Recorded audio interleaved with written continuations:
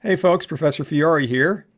Today we're going to talk about the operational transconductance amplifier. Quite a mouthful, so we call it an OTA for short. What we're going to look at is an LM13700. This is an improved version of a popular OTA called the 3080.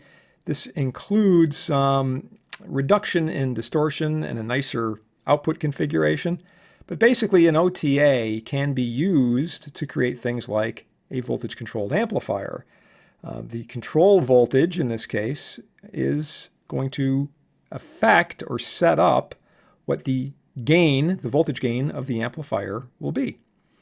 That can be a DC value or it can be an AC value, so you can get modulation. We'll look at two examples, one example of each in this video. But there are other things you can do. You can use this to create a voltage-controlled filter, a 4-quadrant multiplier, a voltage-controlled resistance. There's a bunch of possibilities there.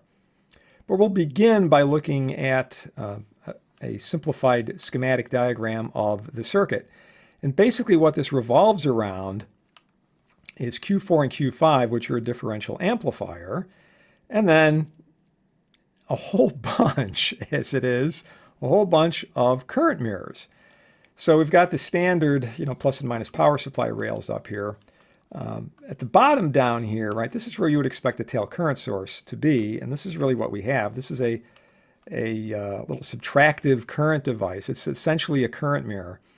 So what you're going to do is throw in a control current here on this pin that says amp bias input. So a control current will go in here, and essentially that will flow down through Q1, which will be mirrored through Q2. This sets up the tail current so that the collector currents of Q4 and Q5 have to sum up to equal that tail current. This is something we've seen before in differential amplifiers.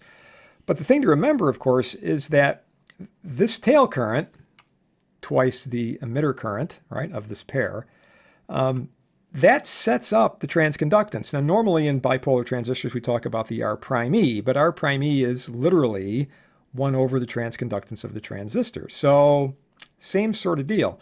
As we crank up that current, we tend to think of R prime E going down, but we could also think of it as the transconductance of the transistor going up. And the higher the transconductance is, the more voltage gain you're going to get. All right. So what ends up happening then is when you look at the two collectors, just ignore these two diodes for a sec. These are linearizing diodes that are there just to lower the distortion on the input, which we'll come back to.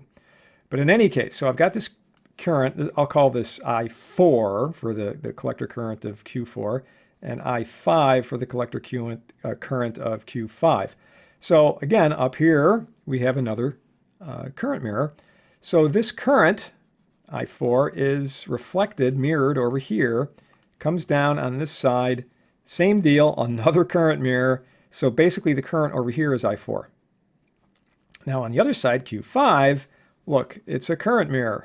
So that current is mirrored over here. So the current coming down through here is I5. The output, therefore, is I5 minus I4. So this is a current mode output. Now you could just hang a resistor out here and develop a voltage across it. The problem being, of course, is the output voltage is going to be a function of that resistance. So if you want to leave something that's relatively stable that can work into different load impedances, you're going to want to have some kind of buffer there. Now you could, at the output pin, you could put in a current to voltage transducer, another op amp, but you could just use the buffers that they give you. They give you a Darlington buffer over here. So you would just put a resistance out here to establish the voltage, and then you would hook that into the base of Q12, which feeds Q13, and then your actual load would be out here. You'd have to have an emitter resistance that goes back to the negative power supply, and then most likely a coupling capacitor that would lead you out to the load, right, your final load. So what ends up happening over here is, as you control this input current, and we'll look at ways of doing that, we change the transconductance, meaning we change the gain, we change the balance, if you will, of I4 and I5, which means we change this current, which means we change the voltage, right, developed out here, and on through the buffer to the output. Now you do not have to use the buffer. You can use this without. You could just, like I said, either go into a transconductance amplifier, a current to voltage amplifier, or I said that backwards, transresistance. Or, like I said, you could use the buffer. Your choice out there. You don't have to use these linearizing diodes either. You could just forget about these. These will improve, according to the documentation, the signal-to-noise ratio by about 10 dB for a given output distortion. Now, there is one problem you have, and that is that the input signals have to be kept relatively low. The recommendation is around 50 millivolts peak. So, for typical, let's say, audio signals, hundreds of millivolts, a volt, you're going to need to set up some kind of input voltage divider on here. Nonetheless, this chip comes with two separate OTAs, right? They share a common power supply, but all the other pins, including the bias pin, right, the gain setting pin, those are separated. Same thing for the buffers, right? So they're completely separate except for the power supply rails. Now, one of the key elements that we care about is how this transconductance is changing. So here we have a graph that shows you the amplifier bias current, which they call IABC. I don't know why they call it IABC, other than the fact that it's amplifier bias current. It doesn't seem to be very inventive, but it's really a programming current. So here we have a log scale out here going from about 1 microamp up to about a milliamp, 1,000 mics. And then we have the transconductance on the vertical. Now notice this is a log-log graph. And from that, we get a straight line. So what this tells you is if you were to increase the bias current by a certain factor, the transconductance will increase by that same factor, right? So if you go by a factor of 10, let's say from 10 mics to 100 mics, right, you can see that the transconductance is going up from 10 to the second to 10 to the third. Now, for those of you with sharp eyes, you would notice this says micromhos. That's the old-timey term that we used to use for conductance. Instead of Siemens, we used to say mhos. Ohms spelled backwards, as if a reciprocal is the same as being backwards. Retrograde and reciprocal are not the same thing, but that's what we used to call it. So micromhos is really microsiemens, all right? Bleh. Never liked it, but there it is. The important thing is you get some factor of change in the programming current, the biasing current. You get that same factor of change in transconductance. And basically, like I said, your gain is proportional to the transconductance. So if you double the transconductance, you're going to double the output voltage. Technically, you're going to double the output current. But again, that's going to be fed into a resistance value. So you're going to get a voltage out of it, or maybe you'll use a current to voltage transducer, in other words, a transresistance amplifier. Either way. So right here we have an example circuit that they've set up. Here's an input signal. Notice a fairly large Rin here, 30K. This is going to establish a divider with this resistance over here, this 1K. So this is going to chop your input signal down to like 30, 35 millivolts differential. Notice how this is applied differentially to this device, the minus to plus over here.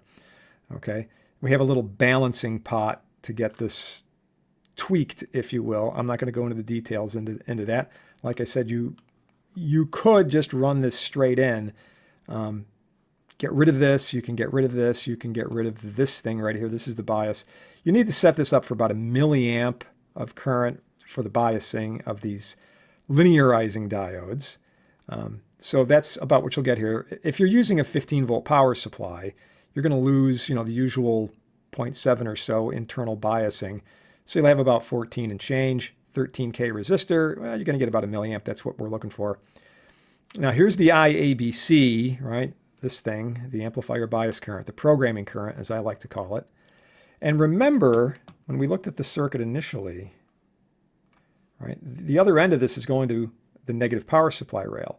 So you can think of the other end of this resistance, right? This end of the resistance is going to, practically speaking, about negative 14 volts if you're on a 15-volt plus-minus power supply. So this voltage out here, the gain control, you just look at that as a difference that establishes, through Ohm's law, the drop across the 30K. So if you were up at 14 volts positive, you've got 28 volts sitting across, 28 plus or minus, a little bit more, but sitting across the 30K, that's going to give you about a milliamp, right? That's your biasing current, your 1 milliamp biasing current. Now, if you bring that voltage down, right, so that's like up here, right? You're going to get a transconductance of around, depending on the temperature, right, about 2 times 10 to the 4th, or about 20 millisiemens out of here. If you bring the voltage down, if you brought it down to, let's say, 0, right? Remember, the other end of this resistor is being attached to about minus 14. So you're now, basically, you've cut that current in about half. And by cutting that in half, your bias current, cutting that in half is going to cut your transconductance in half, and your gain will get cut in half. If you do it again, in other words, if you went from 0 down to about minus 7, you'd be cutting it in half again, and it would just keep on going like this, right? In any case, this output current goes through what they call RL, our load. This establishes a voltage, and then we just have the buffer, right, that just transfers that voltage to the output. All we need to do is throw in an emitter biasing resistor out here to the negative power supply to establish that. You will most likely have a DC output, and you'll probably want to have a coupling cap out here to go out to your eventual load, your true load in that case. All right, so let us turn our attention over to that same circuit, but built in TINA. All right, so I put the pins down here just so that it would be a little easier to follow. All right, so we've got our power supply pins, which are pretty obvious, plus and minus 15 volts. Okay, here's the input with the 30K, the pot, again, differentially applied signal to pins 3 and 4, which are the plus and minus signal inputs. Okay, the diode, linearizing diode bias current, I'm calling that RD. That's the 13K that's coming into pin 2. Okay. The IABC, the programming current, is pin number 1. So that's coming over here, right, out through here. Here's the resistor that we're using. I'm calling it RABC just to be consistent. And then that feeds back to V control. So right now, I've got 5 volts positive at this point. Remember, the other end of this is going to just about the negative power supply rail. So, almost minus 15. So we're looking at about 20 volts sitting across our ABC. That'll set up the current, and that'll program the OTA. Then, right, pin 5 is the main OTA output. So we hang that 30K load resistor. I'm calling it RB because it's basically at the base of the Darlington buffer. So RB sounds good to me. That establishes the voltage. And then pin 7 is the input to the Darlington buffer, the base terminal. Pin 8 is the output of that buffer. And I've got a 5K emitter resistor that I'm running down to the power supply, right? We have to keep that thing biased. And then I have an output coupling capacitor to get rid of any DC offset. And then my true load, which is 10K ohms. Now you're going to find that because of the buffer, you can have some pretty wide variation in R load over here, and you're not going to see hardly any change in your V load. Changing RB will most definitely change your V load, because remember, the current coming out of pin 5 is the differential current. It's the I5 minus I4. In other words, the differential current on the input diff amp, right? The ICs that went through all of those current mirrors. Right? So if we change this, that's the only place that current's going. The current that's going into pin 7 is into the base of the Darlington, so that's very, very small. And that, anyway, this voltage is what establishes, this resistance is what establishes that voltage. So if you change RB, if you make it bigger, you're going to get a bigger output voltage. If you make it smaller, you're going to get a smaller output voltage, independent of whatever you're doing with V control. All right? Great. Okay. In general, the 13700 is a reasonably fast general purpose device. It's about a 2 megahertz device. It's about a 50 volt per microsecond slew rate. So, it's not a speed demon, but it's not super pokey either. All right. And remember, you have 2 of them in that one chip. Okay. All right. So let's do a simulation on here. So I'm going to set up this V control to 5 volts, which is, somewhere in the middle. All right. We'll do a little transient and we'll see what we get. All right, let me make this a little bigger. Pull this out. And all right, so V in, there's our 1 volt in the green. And V load, we're getting about half a volt peak for that. Okay, so now I'm going to come in and I'm going to change V control, right? Because the whole point of this is the voltage control, right? This is our voltage controlled amplifier. I have a DC voltage controlling this. So now I'm pretty close to the power supply rail. I'm going to get pretty close to the maximum gain of the amplifier.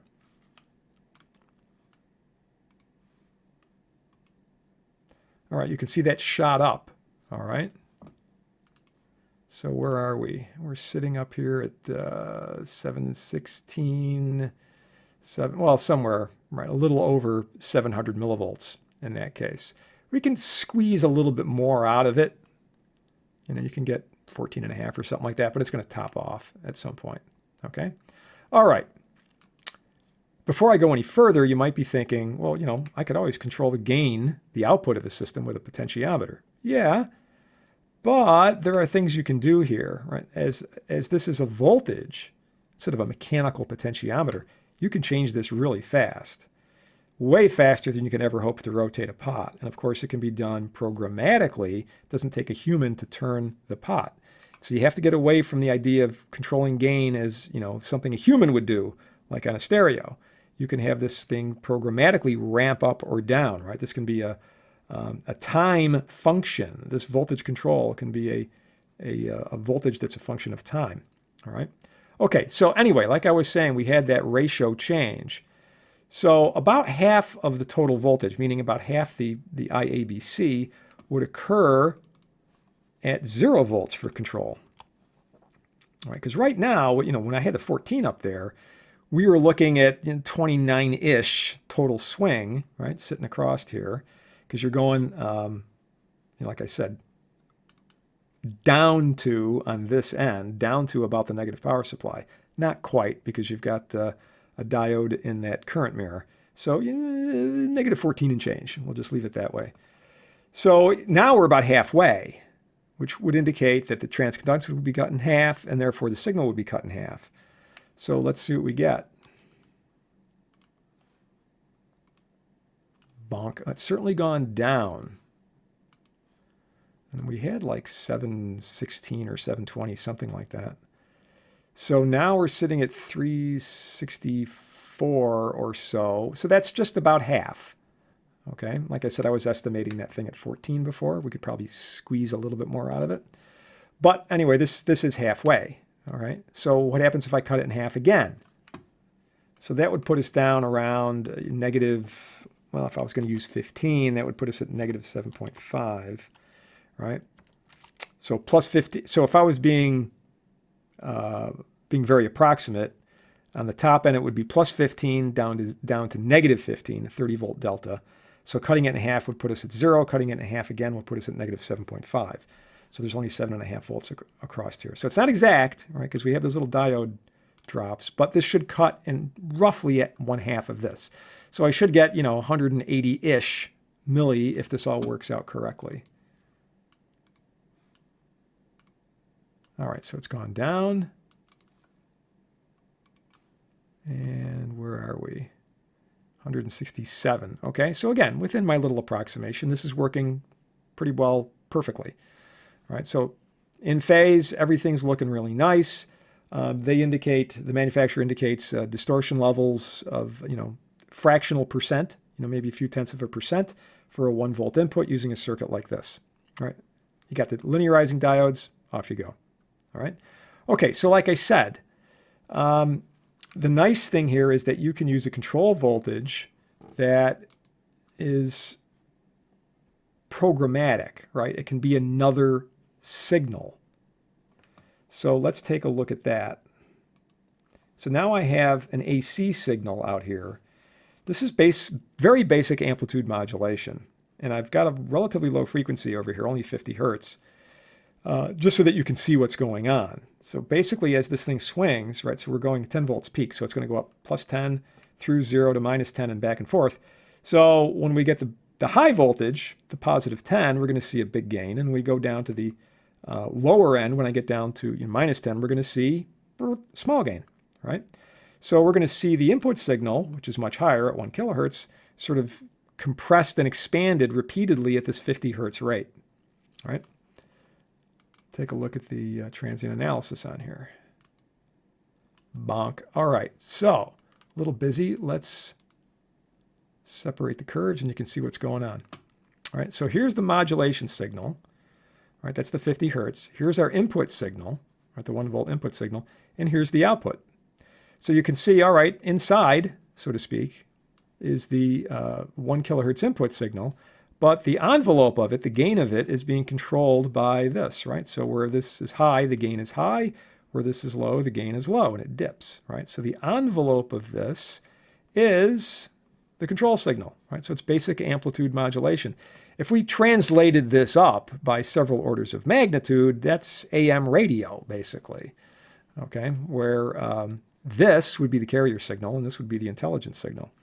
At lower frequencies, like what we're doing here, actually even lower than this, if we brought this down to maybe 5 hertz, you know, say it's somewhere between maybe 1 hertz and 10 hertz, we would have created the musical effect of tremolo. So, you know, some guitar amplifiers have a tremolo knob on them, not to be confused with vibrato, and those two terms are often confused. Vibrato is a change in pitch, a wavering of pitch, whereas tremolo is a variation in volume, and that's what you would be getting here.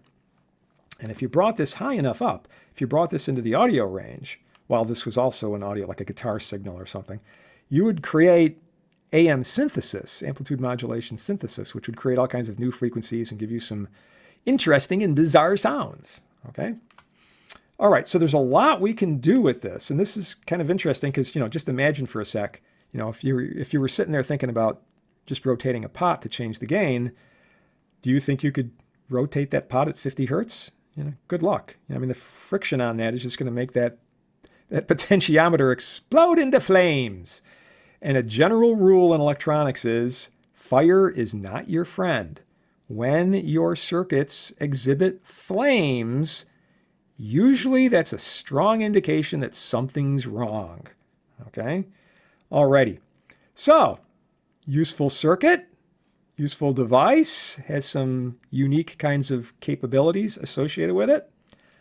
Any questions, leave them in the comments, and I'll see you next time.